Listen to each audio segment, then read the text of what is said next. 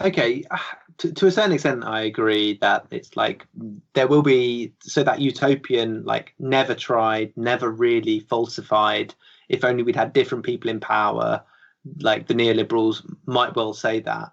But I think that idea of or at least the way I interpreted the question, was not about a smaller group of people. And I think when you said nostalgia, that was exactly what I was going to say, and I think that's completely correct. There will be a small group of people who will be nostalgic for this kind of end of history liberalism. Maybe it's the 2012 Olympics. Maybe there's another kind of peak of human endeavor. And there will be a small group of people who will look back on that time period and think, if only that had been generalized and really put into play. But I do think, taking a step back, there's going to be a real question in the next few years: who are the liberals, or who are the neoliberals? Who are the people who are defending this this method of government, this kind of economic and political system? Because I think they're going to be few and far between. So if utopian promise is meant in the sense of driving a political vision forward, I think liberalism is a busted flush at this point.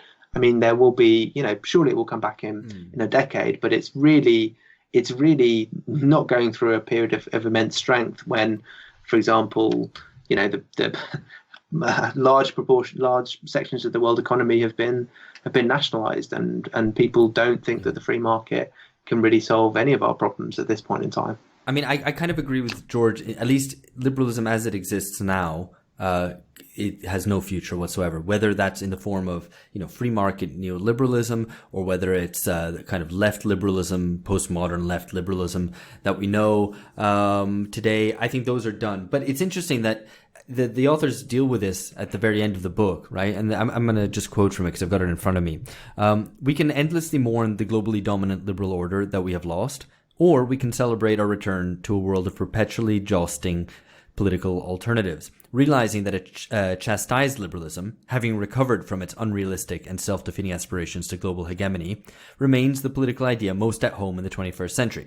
Okay, so basically, I mean, I would interpret that as, basically, you can either choose knobs or you can choose struggle.